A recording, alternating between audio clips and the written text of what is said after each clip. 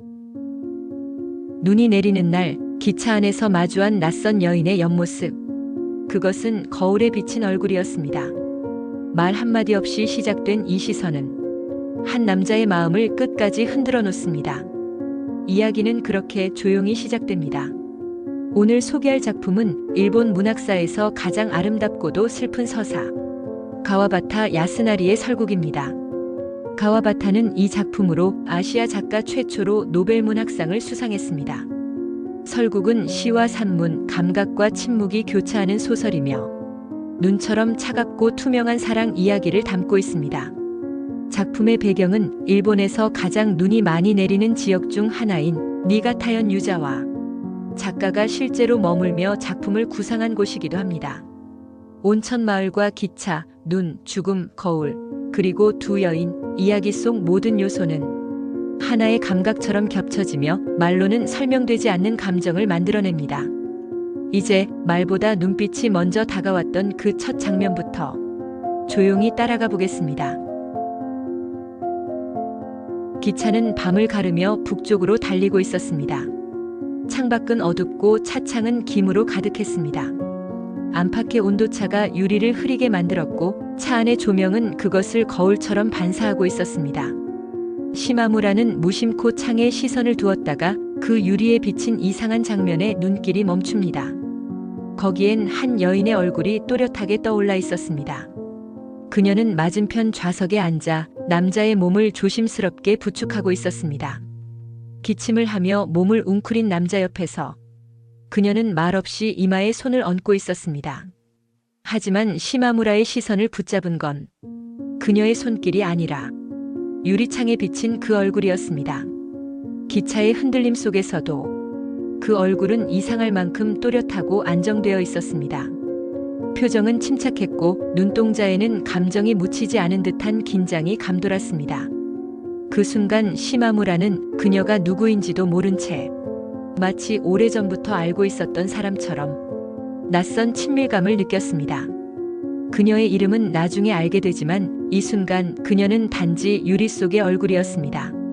한 장면처럼 말이 없었기에 더 많은 것을 전하는 얼굴. 그 얼굴은 슬픔도 다정함도 아니었습니다. 그보다는 삶에 대해 무언가를 포기한 사람의 얼굴처럼 보였습니다. 혹은 지켜야 할 무엇이 있는 사람의 얼굴. 시마무라는 어느새 창밖이 아니라 유리에 반사된 그 이미지에 집중하고 있었습니다. 그녀는 남자를 간호하면서도 단 한 번도 시선을 위로 올리지 않았습니다. 그렇기에 그 정적은 더욱 고요하게 느껴졌습니다. 그녀의 손끝은 조심스럽게 움직였고 호흡은 거의 들리지 않았습니다. 그 모습은 마치 고요한 물 위에 떠 있는 풍경처럼 정지되어 있었습니다. 시마무라는 말없이 그 얼굴을 바라보며 자신도 모르게 마음속 깊은 곳에 무언가 새겨지고 있다는 것을 느낍니다. 그녀는 아무 말도 하지 않았고 남자는 힘없이 숨을 쉬었으며 기차는 정해진 리듬으로 흔들리고 있었습니다. 그때부터 이미 이야기는 시작되고 있었습니다. 기차에서 내린 시마무라는 익숙한 눈길을 걸어 여관으로 향했습니다. 설국의 공기는 차갑고 묵직했습니다. 하얀 풍경은 그를 과거로 되돌리는 듯했고 기차 안에서 본 그 얼굴은 아직도 지워지지 않았습니다. 여관에 도착하자 낮은 조명과 따뜻한 다다미 냄새가 그를 반겼습니다. 여관 주인은 반가운 얼굴로 그를 맞았고 시마무라는 익숙한 방으로 들어섰습니다. 모든 것이 전과 같았지만 그의 마음속은 달랐습니다. 그의 안에 남아있는 것은 기차 유리창에 떠오른 그 조용한 얼굴, 그리고 그녀의 손끝에서 번지던 절제된 감정이었습니다. 그녀는 지금 이 마을 어딘가에 있을까? 그는 그 질문을 마음속에서 지우지 못한 채 자신도 모르게 여관 주인에게 말을 건넸습니다. 기차에서 젊은 여자가 한 남자를 간호하고 있었는데요. 혹시 이 근처에 머무는 사람일까요? 주인은 고개를 끄덕였습니다. 도쿄에서 요양 온 청년이 있어요. 함께 있는 여자는 요코라고 합니다. 조용하고 말수가 거의 없는 사람이에요.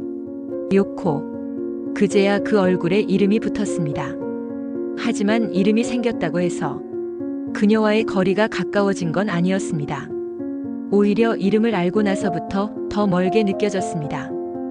그녀는 여관에 있었지만 시마무라는 좀처럼 마주칠 수 없었습니다. 그녀는 조용했고 움직임도 존재감도 미약했지만 마치 어둠 속에서 은은히 빛나는 형체처럼 의식 깊은 곳에서 계속 떠올랐습니다. 며칠 후 그는 복도 끝에서 약봉지를 든 요코를 우연히 마주쳤습니다. 요코는 그를 보고 고개를 살짝 숙였을 뿐 아무 말도 없이 방 안으로 사라졌습니다. 그 인사는 짧았고 표정은 비어 있었지만 그 속에는 무언가 굳게 눌린 감정이 느껴졌습니다. 그녀는 말하지 않았고 시마무라도 말을 걸지 않았습니다. 하지만 그 짧은 마주침 속에서 시마무라는 그녀가 어떤 삶을 살아가고 있는지를 조심스럽게 짐작하려 했습니다. 그녀는 감정을 숨기는 사람이 아니라 애초에 감정을 말로 설명하지 않는 사람이었습니다. 그의 머릿속엔 코마코가 스쳐 지나갔습니다. 말이 많고 감정을 드러내는 사람. 언제든 눈으로 웃고 입으로 표현하던 사람. 그리고 요코. 조용히 자리를 지키는 사람. 누구를 위해 움직이고 있지만 자신에 대해서는 아무것도 말하지 않는 사람. 시마무라는 그 차이가 마음속에 오래 남는 것을 느낍니다. 그는 창가에 앉아 창문에 비친 눈을 바라보았습니다. 그 하얀 배경 속에 자꾸만 그녀의 얼굴이 떠오르고 있었습니다. 한마디 말도 없었던 그 밤, 거울처럼 빛나던 차창 속 그 영상. 그 인상은 마음 한편에 조용히 스며들어 감정처럼 남았습니다. 밤이 깊어질 무렵 복도에 익숙한 발소리가 울립니다. 열려있지? 문이 열리고 그녀가 익숙한 얼굴로 들어옵니다. 코마코. 지방 온천 마을의 무희. 시마무라가 설국에 올 때마다 만나곤 했던 여자였습니다. 그녀는 모자를 벗고 차를 따르고 방 안을 둘러보며 말합니다. 여관은 여전히 춥네. 담요도 하나뿐이야? 그녀의 말투는 가볍고 몸짓은 익숙했습니다. 이곳이 마치 자기 집인 듯 아무런 망설임 없이 자리를 잡습니다. 시마무라는 익숙한 표정을 유지하며 앉아있고 코마코는 온천에서 있었던 일, 손님 이야기, 눈길에 미끄러졌던 일까지 술술 풀어놓습니다. 그녀는 말이 많았고 자신의 감정을 숨기지 않았습니다. 시마무라는 그녀의 말에 대답하지 않으면서도 그 말들이 방 안을 따뜻하게 채우는 걸 느꼈습니다. 그러던 중 그는 문득 묻습니다. 요코를 알아? 코마코의 말이 멈춥니다. 잠시 후 그녀는 쓴웃음을 지으며 대답합니다. 알지. 조용하고 이상한 여자야. 뭘 생각하는지 도무지 모르겠는 그런 사람. 그녀는 잔을 들어 한 모금 마신 뒤 천천히 말을 이었습니다. 그런 사람 있잖아. 가만히 있는데도 사람 마음속에 스며드는 사람. 난 그런 사람이 싫어. 그녀의 말은 웃는 듯하지만 그 안엔 묘한 긴장감이 흐르고 있었습니다. 시마무라는 가만히 고개를 끄덕이며 그 말에 특별한 반응을 보이지 않았습니다. 코마코는 다시 술을 따릅니다. 당신 요코한테 관심 있는 거지? 그 말은 장난처럼 들렸지만 그녀의 눈빛은 진지했습니다.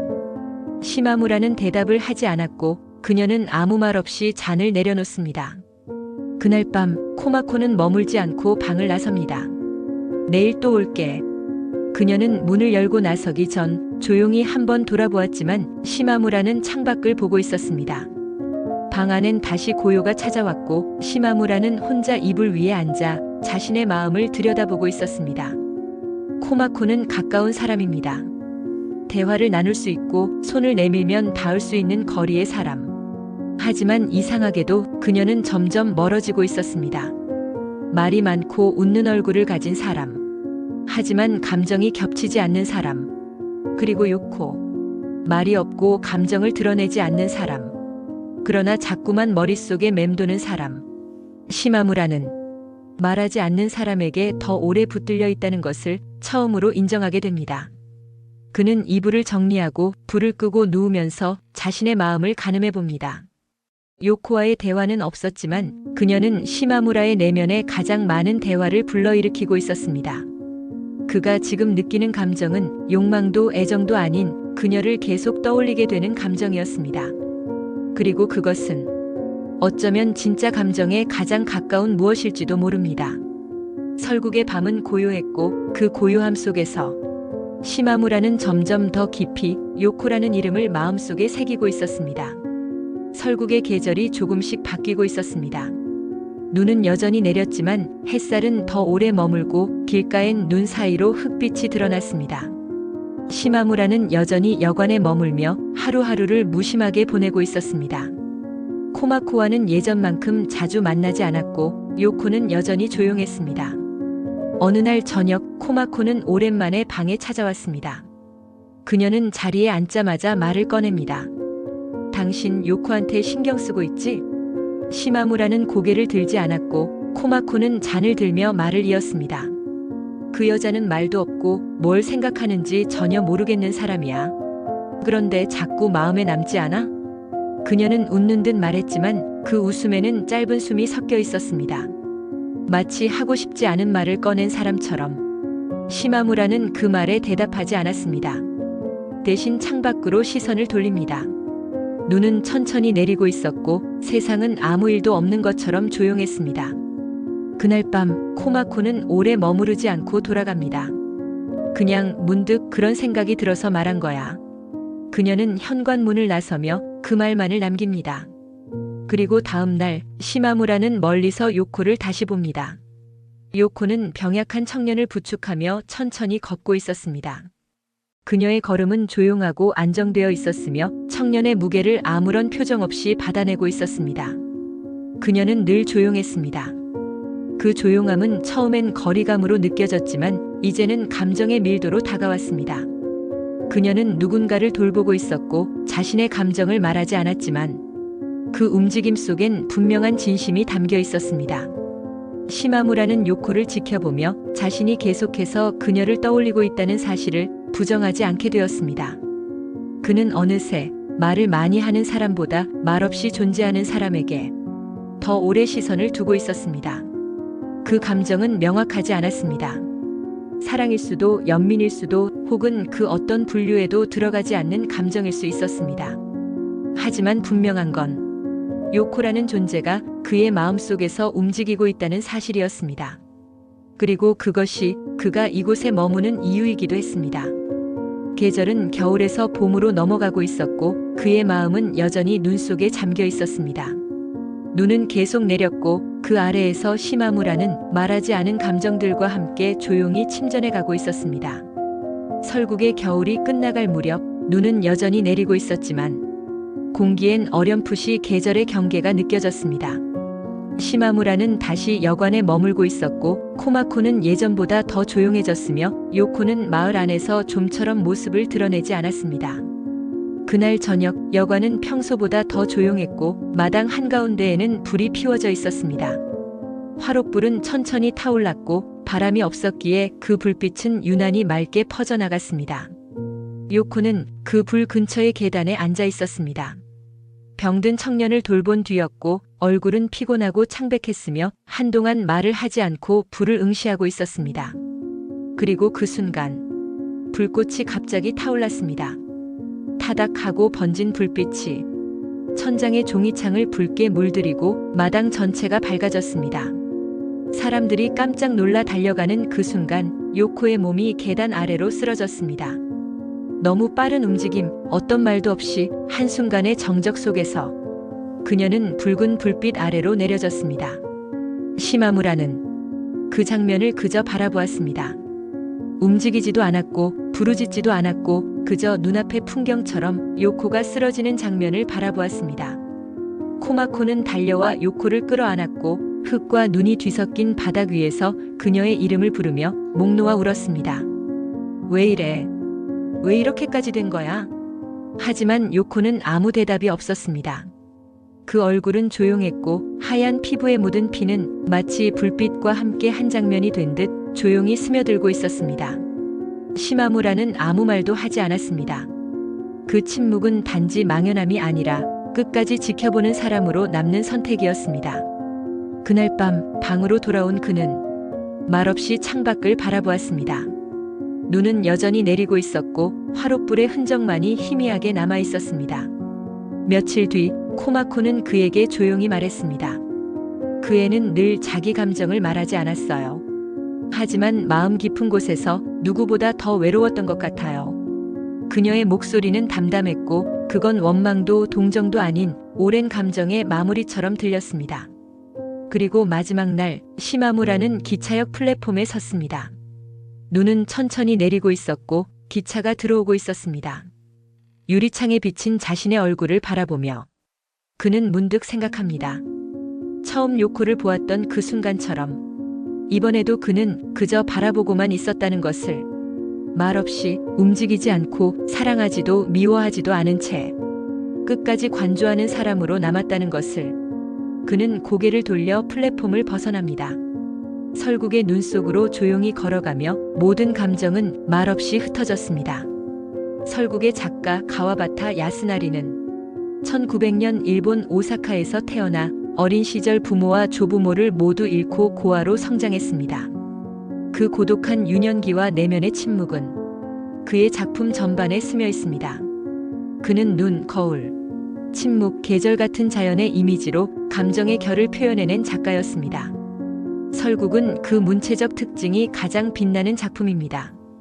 이 소설은 1935년부터 1948년까지 장기 연재의 형태로 발표되었고 시와 산문의 경계를 넘나드는 독특한 구성과 말하지 않음이 만들어내는 여운으로 문학사에 깊은 인상을 남겼습니다.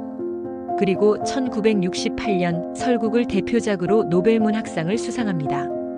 이는 아시아 작가 최초의 수상이었으며 노벨위원회는 그의 문체를 일본 정신과 전통적 미의 정수라 칭했습니다.